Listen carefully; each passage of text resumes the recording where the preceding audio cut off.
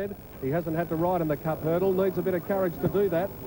3,200 metres, as I said, from the Melbourne Cup start, repeating the late scratching, number 1 Harlem Town. So it's 1:12, 16, 17 out.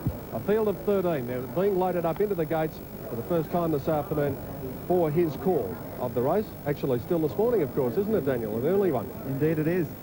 Very long day. Thank you very much, Peter. Good luck today yourself. And we're just about ready for the first. Gary, your tip for the race? Richie, I like to look at number 5, Timbo Timbea. He looked magnificent. Big Baron and someplace else. Set to go for the Crazy John's Cup hurdle. The light is on and they're racing on the first event on Cup Day 1996. Leading Bounty, one of the first to jump away with someplace else, and Focyon is going forward. Also, Delgence was up there from O Lord as they draw to the first of 13, and they're all over it safely. Just in behind them was Prince of Love, Big Baron, Veritable Lad White with Rajanur. And then came Star Tackies as they get over the next one, and Long Time No See will settle down towards the tail. Delgence is starting to drift back in the field. Teague Street running up into second placing as they come onto the course proper, and they're still in the first lap, and the leader is the New Zealander Someplace Else. He leads by about 1.25 lengths. Teague Street trying to get up on his inside to second. Timbo Timbea third, and then Prince of Love on the inside of Focyon. 3 wide O Lord and Rajanur 4 wide. Then came Veritable Lad. Star Tackies around it. Prince of Love nearly fell there. He clipped the top of the hurdle, didn't lose a lot of ground. He's running about 7th on the inside. Leading Bounty getting back a little bit now, followed by Big Baron. Then came Long Time No See as they jump the next, and 3 lengths away Delgence. They've got 1 lap left to go, and the leader is Someplace Else. He's out by 2 lengths now to Teague Street. A half away Timbo Timbea third, and out 3 wide was O Lord, having difficulty trying to get closer than that to the rail. Then Prince of Love on the inside of Focyon. 3 wide Star Tackies, 1.25 lengths leading Bounty. Out wide was Rajanur, in the centre was Veritable Lad, and then Long Time No See, Big Baron, and Delgence last on the inside. About 1,900 metres to go. Someplace Else got over that one in front, about 2 lengths. O Lord getting 1 off the rails now to second, and Teague Street third. Focyon running 4th. 5th the inside was Timbo Timbea. 1.25 lengths then to Star Tackies. Leading Bounty in the centre, and on the inside Prince of Love, about 1.25 lengths then to Rajanur. Oh, Teague Street all but come down. It buckled after the jump. It may have broken down. In fact, it crashed in a Veritable Lad. So it's been put out of the race, Veritable Lad. Teague Street broke down, and Veritable Lad has been inconvenienced so severely it won't compete any further. And the field's starting to spread out. Someplace Else at the 1,400, led 1.25 lengths. O Lord second, 3 lengths away Focyon, 1.5 lengths to its stablemate Timbo Timbea. 1.25 lengths Star Tackies, 1.5 lengths then to Leading Bounty. About 2 lengths to Prince of Love, 4 lengths to Long Time No See, Big Baron, and then Rajanur, and about 6 lengths away Delgence. Going to the back, 1,100 metres to go. O Lord going up to tackle Someplace Else. 1 length away Focyon, 1.5 lengths to Timbo Timbea, ridden along to 4th. 1.5 to Leading Bounty, and then Star Tackies. 2.5 lengths away Prince of Love. A further 2 lengths to Big Baron. Long Time No See as they get over the next one. Oh, Big Baron crashed heavily there. Big Baron's out of the race. Rajanur's a mile back, and so is Delgence.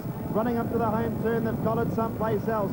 700 to go, and hitting the lead, Focyon. Dribbling clear, Big Baron running into second spot, Timbo Timbea. Big Baron fell at the previous. Also out of business, Teague Street and Veritable Lad. Rounding the turn, 500 to go, it's Focyon and Timbo Timbea. 1.5 lengths leading Bounty, still running on. Then O Lord, and they're a long way in front of Long Time No See. Coming down to jump the second last hurdle. 350 to go, and Timbo Timbea hit the lead. He drew 1.5 lengths in front of Focyon, then Leading Bounty. About 5 lengths to O Lord. One to get over though. Timbo Timbea for Mick Patton jumped the last clear. He wanted to screw over it, but he's 4 in front. Leading Bounty, Focyon battling out the minors, but it's Timbo Timbea in the very famous Robert Sangster colours. Colours that have been carried to victory in a Melbourne Cup by Belldale Ball. And down to the line, Timbo Timbea wins at 4 lengths. Timbo Timbea beat Leading Bounty. Third in Focyon, a long break to O Lord, then Long Time No See, Star Tackies. Further back then a Prince of Love and Delgence from Rajanur. And we lost a few along the way. Someplace Else has run a distant last. Teague Street got into bad trouble along the back after buckling at a hurdle. It's put Veritable Lad out of business.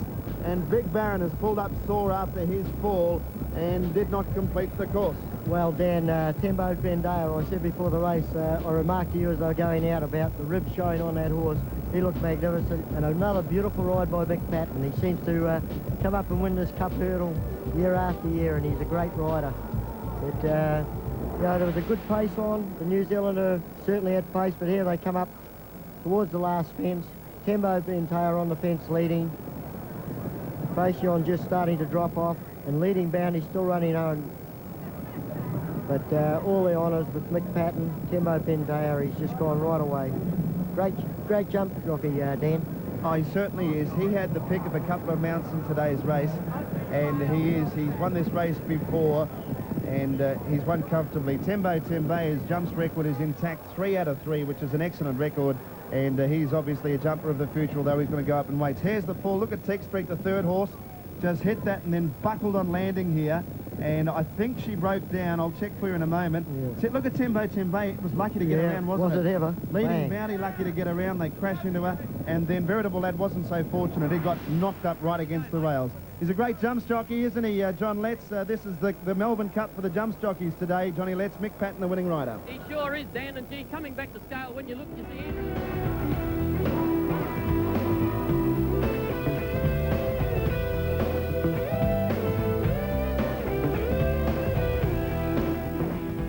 You'll be seeing stars Saturday night on 10. Around Australia, around New Zealand, and in various parts of the world, you're watching our great race, Foster's Melbourne Cup Day, live from Flemington Racecourse here in beautiful Melbourne on a perfect afternoon. And the Crusher's out to have a look at the race. White Queen goes to the stalls. Tim Gossage is down in the betting ring.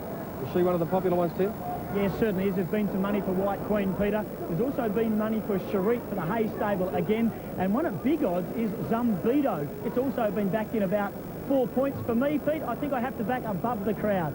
I think that'd probably be the aim and tip for you, certainly, Tim. Well done. Let's check out the tote call now with Dan Malicki. In a moment, we'll be chatting with Roy Higgins. Will Fly, $6.30. Flaming Heart, $7.30. White Queen, $4.70. And the tote favourite down to above the crowd at $8.10. Number 10, Melanie May at $9.20, and 13, Cherit at $7.10. A couple of outsiders over the page, including Alfred's Jewel, who wears colours that Light Fingers made famous, white for the Royal Blue spots and cap. Let's have a look at the cup. Light Fingers was a former Melbourne Cup winner, ridden by Roy Higgins, and Doremus at $8.70, Oscar Schindler $6.90, Saintly just favourite $6.80, Nothing Like a Dane $7.70, Sapio $55, one of the outsiders, but certainly in with a chance. The Phantom Chance at $50, Boart $51, ran 6th in this race last year. Super Slew $87, starts from the outside gate. Others, Chevy at $79, Alcove $80, Skybow $86, Sandico at $110. And they're the win and place pools down the bottom for the Melbourne Cup at $3.20. First of all, we've got to get through the Great Queen here. Before the race, we caught up with him and got his opinion of the mare. Yeah, she's a very honest filly. She was running quite well in Sydney. Without winning, really good races, but her run was quite good at Moonee Valley. She hung a little bit, did everything wrong, and still battled on to run 6, so she's drawn a little bit off the track today, but she's got good natural speed. She'll take up a forward position. Yes, I actually aged her there by 1 year, of course. They're still fillies when they're 2 and 3, and they become mares when they're 4. And now they're going into the stalls here for the Great Western, filling them up at the far side of the track. The main preliminary bout, as we mentioned, before the running of the Foster's Melbourne Cup in less than an hour from now. Dan Malicki and Gary Willits once again take it away. Cherit still being further supported to run the favourite on track. What did you think of her, Gary? Yeah, looked very well, and I know Brent Thompson will be really looking forward to trying to ride a winner here at Flemington for the Hazes. He had a lot of success for them. I think he was 3 times leading jockey here in Victoria. Now Will Fly goes up, and the fillies are just about set to run for the Great Western. Off they go now. Zdenka a bit slow to begin, and so too was Maro Chant. Above the crowd, one of the first to appear with Dutchie's Pride, and Zumbido going fastest, looking for the lead. Gamila out there, 3 wide, getting into second spot now. Flaming Heart getting across from her wide alley. And then came Cherit into 6th spot early from Gadina on the inside of Will Fly. A length away then a White Queen about midfield at the moment from Little Miss Echo. Behind those horses was Maximover around Alfred's Jewel, then Corinthian Arch. Maro Chan settling second last, and Zdenka 2 lengths away at the tail of the field. And Melanie May got to about 7. 800 metres left to go. Zumbido, 3/4 of a length to Gamila. 2 lengths away, Dutchie's Pride on the outside of above the crowd. Then Flaming Heart around Cherit, and then came Will Fly. Melanie May was next as they made the turn, followed by White Queen out a little bit wide as they make the bend. then Little Miss Echo, further back to Maro Chant, Alfred's Jewel well back, and then Maximover down to the 400 metres mark, and quickly Flaming Heart is moving up. Damien Oliver going for 3. Melanie May starting to run on. Flaming Heart hit the lead though. 2:50 to go. It's a length and a half in front. Melanie May to second. Then Will Fly running into the race, and then came White Queen. Flaming Heart 2 lengths in front of Melanie May, and then Will Fly. Flaming Heart the leader from Melanie May and Will Fly. Flaming Heart going strongly, and Flaming Heart wins for Oliver again. Flaming Heart first beat Melanie May and Will Fly. They were followed by Above the Crowd, next home White Queen from Maro Chant, which made up good ground. Then Little Miss Echo, Corinthian Arch next, and then came Alfred's Jewel, Maximover, Zdenka, Gamila, Zambito, Charite, and then Dutchie's Pride pulling up about third last, and back at the tail was Gadina. Well, Dan, I think Damien's going to hope that he'll be travelling as well as what he was on Flaming Heart on Doremus in the next race, because he's just riding super. Like that horse drew 15, he had it over, went off the fence after they'd gone less than 100 metres. It's just incredible. And there's a great shot of them coming to the line. He's just such a beautifully balanced rider. The guy outside of him is not too bad either, Darren Gouchy. He's, you know, these two guys at the apprentice school, you can show them riding horses all day because they're just got such perfect balance. He's just waving the whip at Flaming Heart. He has a little peep over the shoulder there. I've got it one. Beautiful to be back in Melbourne. 3 winners. Yeah, I think she's a class filly. I know George Hanlon thinks a lot about her. She got to the front a long way from home. It's a long straight here, Gary, but she actually drew away from them. Here's the start of the race. And one knuckles over here pretty badly, just in the middle there. Maro Chant, was it? Maro Chant, I think it was. Yeah, she missed it. Fourth from the outside, you can see Damien coming over with the horse in the pink and the breastplate there. And just see how he works over so easy. Slots in a beautiful position. And just such a lovely ride. He's not frightened to go forward on him to get a position.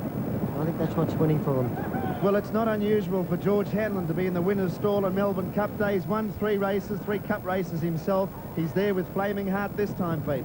Yes, it's always a good feeling to win on Melbourne Cup Day, especially when it's the main event, as George has done 3 times. But this race is nice to win too, George. Yes, it's a great race to win. Lovely only running for the day. I've got a winner out of it. It's good. And man has been very patient with us, and so luck happened. We got there. Wouldn't you like to have every horse in the stable as honest as this little one? Oh, yes, she's been very unlucky. Very honest mare. She's been very unlucky. I just said to Damien, what's the barriers like out there at the 1400 today? He said, I love them. Damien had another great run throughout. Yeah, it's good when you get over like that, John. You know, she travelled well the whole race, and she's going to be hard to beat. Mate, the big question is the next one. Can you make it 4 straight? Oh, mate, I hope I haven't gone too early. Look, Damien, it's better to be in luck than out of luck, isn't it, mate? Sure is, John. And I got a funny feeling that you'll be the guy that I might be interviewing in the next. I hope so. And good luck in it, mate. Thanks, mate. Johnny Letts there with Damien Oliver, and, well, I suppose we think, Jen, that, he's won 3 races now. It's going to be hard to win 4, but why not? He's riding so well.